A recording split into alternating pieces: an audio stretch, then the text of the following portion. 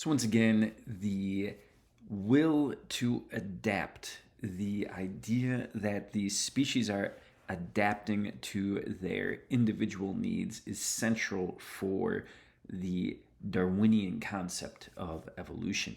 Adapting to the scarcity of resources, adapting to the environment in which you are evolving.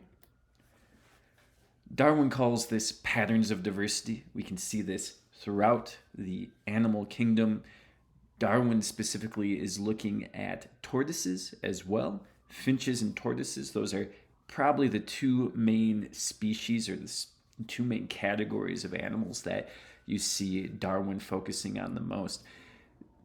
Tortoises are another example of the patterns of diversity. If we look at the patterns of diversity with the finches, those are associated with the beaks. For tortoises, we can see shell size and shell shape being an ultimate indication of patterns of diversity. These ideas of patterns of diversity can be tracked within species, throughout species. We can look and see the different traits that are getting used and disused. We can look at the different phenotypic, so physical appearance, as well as genotypic diversity that exists in the world. Looking at this pattern of diversity, we can then create a broader system of understanding, a broader tree of life, you could argue. So, as naturalists, we are seeing that we are categorizing everything, we're putting everything into categories, and then from there, we are creating patterns of diversity, and we're going to create a broader tree, like a family tree that links every single living species on the earth together. Darwin calls this descent with modification, so we can go back in time and see a common ancestor. And then through a common descent, we can see different forms of modification, different forms of use and disuse. And here we have an example on the screen of a very specific, almost cartoon-like tree of life. You've probably seen this in elementary school science books, but we have here humans on top. We don't necessarily want to think too hierarchical about this because it's just adaptation and diversity. It's not necessarily one's stronger or faster or more intelligent than the others. We just tend to center humans in this broader process. But here you can go and see humans and apes at the very top sort of being close together, then associated with other mammals such as horses, and then going back down we see reptiles, and we go back up and we see another branch where reptiles and birds and dinosaurs are on a unique branch when compared to other mammals. Going back a little bit further, we can see vertebrates, and then going back a little bit further, we can see things like sponges, and then going all the way back to the start, we can see when the plant kingdom separated from the animal kingdom. And going back, we can see all the different types of modifications that have taken place over time. More recently, Darwin was not aware of this, but we can track a lot of these traits through DNA. I'm not going to get into a big, complex explanation of what DNA is, but it is four chemicals that work together to send codes to our organism to determine what traits get produced and what traits get passed along. DNA we really didn't fully understand until possibly the 1950s, and we didn't map out the genome until the 1990s. So all these like DNA tests that you see on like talk shows and in celebrity culture, people proving that one child is someone's child, and they're using DNA and stuff like that. That's all a relatively recent thing. Darwin did not necessarily have the science to understand the chemical process by which these traits get passed along, but we can also adapt and look and see how adaptation matches with the process of DNA and genomic descent. There's also a process of mutation that we can track through this adaptation process. So how do different and unique traits come about? If we have the best traits getting passed on through DNA, if we see people getting adapted to an environment, if we see species adapting to an environment in a very specific way, we have to ask, then how do new traits come about if we already have these very well adapted, almost perfect creatures? And this is explained through mutations in DNA. Most of the time, if we go back to that embryological experiment or that embryological categorization from one of the initial slides, most of the time when we have mutations in the DNA, it causes a severe defect in whatever subject is being produced.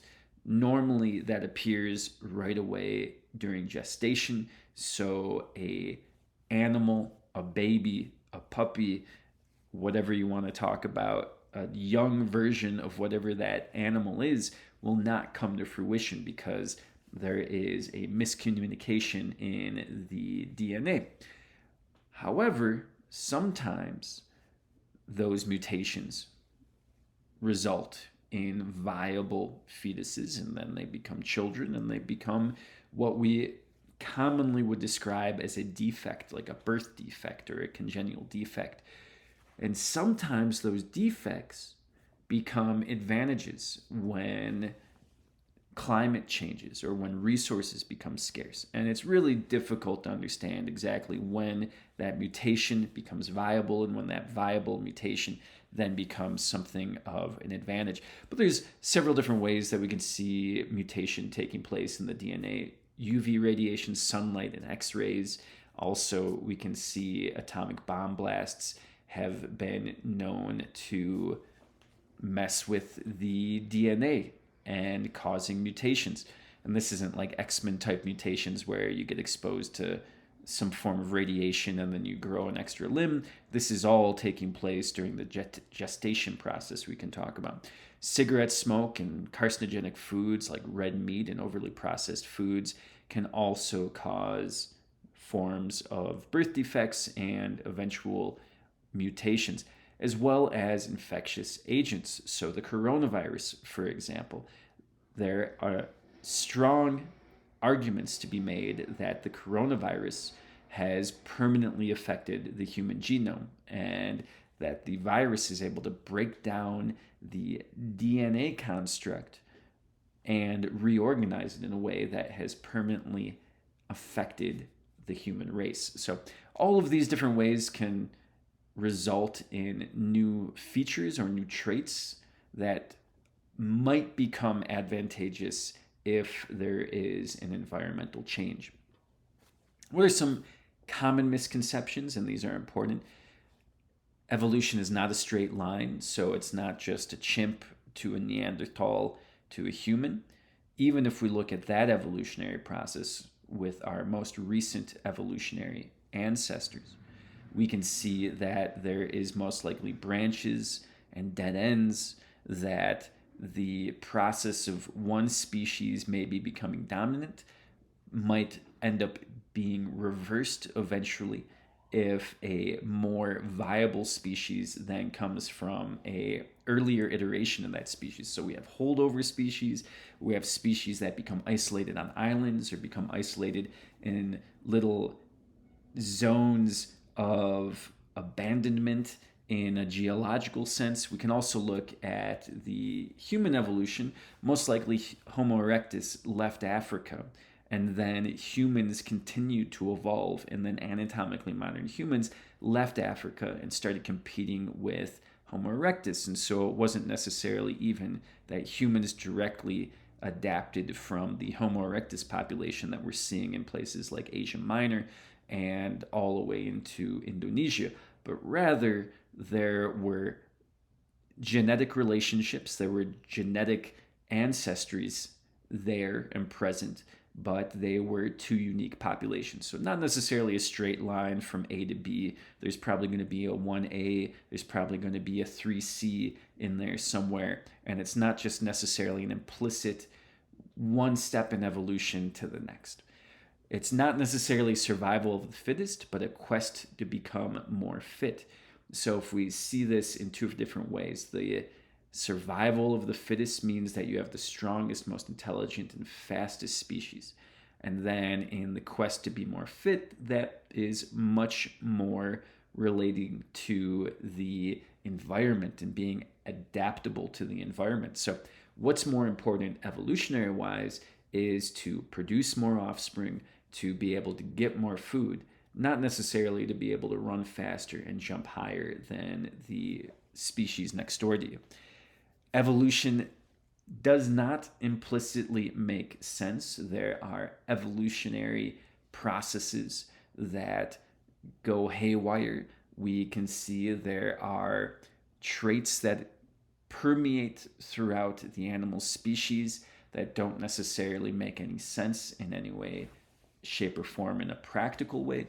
We can also see that there are stronger and more intelligent and more viable species that often go extinct. And cockroaches, for example, are incredibly evolved, but they're not intelligent, they're not strong, they're not quick, and they're not even well organized, but they have been able to adapt really well to the environment. So if you're going in there and you're saying, oh, this cockroach is just a cockroach, it's weak, well, most likely what's going to happen if there's ever a nuclear apocalypse, cockroaches will survive, human beings will go extinct. And you can ask yourself then, what happens when this small, little, frail species survives and this strong, intelligent species goes extinct? What does that say about evolution? It doesn't necessarily make sense. And then humans are exceptional. The idea that humans are the end all be all of evolution, that for some reason, because we have this greater intellectual ability than the rest of the animal kingdom and that we've come to dominate the earth, that makes us in some way an exception, that justifies our dominance. The fact that we are dominant justifies our dominance is very circular logic, right? And so evolution is not necessarily cater-made to make humans the best. We've just sort of happened into this dominant role in society. It does not necessarily implicitly mean that evolution has been leading to one specific product, and that is human beings. So human beings are not necessarily exceptional. We are just the lucky ones at the moment. Another important way we can frame this idea of not a straight line, we can see homologous structures as well as convergent evolution. So homologous structures are those structures that look similar but actually came about by unique evolutionary processes. And we can call those unique evolutionary processes, those ones that are happening parallel, as a form of convergent evolution. So structures that have different mature forms in different organisms, but developed from the same embryonic tissue, and then similar traits develop. So we can see here on the right-hand side of the screen, there are species from the old world, so Africa and Europe, and they are being compared to species that are found in the Australian continent, marsupials. So mammals versus marsupials, product of two unique evolutionary branches and processes. Yet they look very similar, all these animals. So you have the mole and you have the marsupial mole. They are both blind, they both live in the earth, they both are rodent-like, but they came about from two different evolutionary practices. You have the anteater and the numbat anteater. I'm not too familiar with the numbat anteater, but I assume they have a very long tongue, just like the anteater that you'll find in South America. You have a mouse and you have a marsupial mouse, so they both look like small little rodents, but one's a marsupial, different evolution. You have lemurs, you have the spotted couscous, you have the flying squirrel and the flying phalanger. You have a bobcat and you have the Tasmanian tiger, and then you have also a wolf and the normal wolf. There's also another idea of homologous structures and convergent evolutions. Crabs have evolved 4 or 5 times throughout Earth's history. They've gone extinct 4 or 5 times, and they've re-evolved from unique evolutionary branches several times. So the idea that a crab is a crab everywhere is not necessarily the case. It is just one of those very common forms of evolutionary processes. 8-footed, clawed creatures that live near the ocean are a very specific product of the environment, and they've evolved several times throughout history. Not survival of the fittest. Once again, this is a misnomer. So we have here eugenicist Francis Galton, one of the more famous eugenicists. If you are not familiar with eugenicism, this is a philosophy that was very popular among the Nazis. It was more or less, let's encourage the process of evolution by killing people and sterilizing people and not allowing specific individuals to breed with one another. So having race-based marriage requirements, for example. Jewish people can't marry non-Jewish people, was something that the Nazis frequently did. We see that eugenicism, inspired directly from this Darwinist belief that we're adapting to our environment, this getting transformed among the 1850s, 1860s intellectual elite, which happened to mostly be white upper class men, looking around the world and saying, well, I am the most powerful person in the world. Evolution must have favored me. And if I look at these people who are not powerful, who are not strong, who are not adapting to this modern world just like me, they must be less evolved than I am. So what should we do? We should encourage the people that are evolved like me, and we should discourage the people who are not evolved like me. And this is just a complete manipulation of social, cultural, and political realities. There was a reason why white men dominated the world at this time and still continue to do. One of the reasons was colonialism and post-colonialism. And now we can look at contemporary issues related to machismo and patriarchy and all those types of social scientific terms I'm sure you all are very familiar with. Eugenicism often forgot about that. But what you see in the 1900s, particularly in the United States, is a group of well-educated white people encouraging the sterilization and the forced segregation of non-white people. And this evolved into the eugenics experiments and the eugenics genocide that was the Nazi regime. So the survival of the fittest is not necessarily the case. It's individuals who are best adapted to the environment in which they live. The environment changes. There's different advantages that different individuals, that different species bring to the environment. And just to say that one species at one point in time, one type of individual at one point in time is the end-all be-all of the evolutionary process ignores the idea that environments and contexts change, that survival of the fittest is not necessarily the same as the most fit to adapt. There's also the founder effect. This is the process of one specific genetic trait being isolated in a small geographic area. The population of that isolated geographic area then magnifies that small little genetic trait. You can't see me on the screen right now. I sometimes am a redhead. My mom's a redhead. Depends on the time of year whether or not I'm a redhead. But supposedly, redheads are going to go extinct within the next 100 years. And this is a direct result of a founder effect that is going away.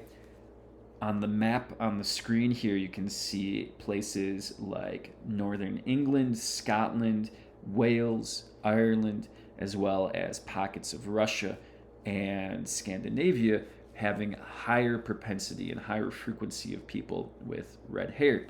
And if we look at the history of the climate in this area, it's particularly during the last ice age, so 10, 20,000 years ago, These were places that were historically very isolated. Most likely, what happened was a small group of individuals with one or two individuals with a red hair mutation got isolated from the broader population and then became interbred with one another, then became more frequent throughout time until we have what appears to be whole nations defined by their red-hairedness, like Irish people are often associated with red hair. My family is Lithuanian and Irish, so I got a nice little double dose of redheads there.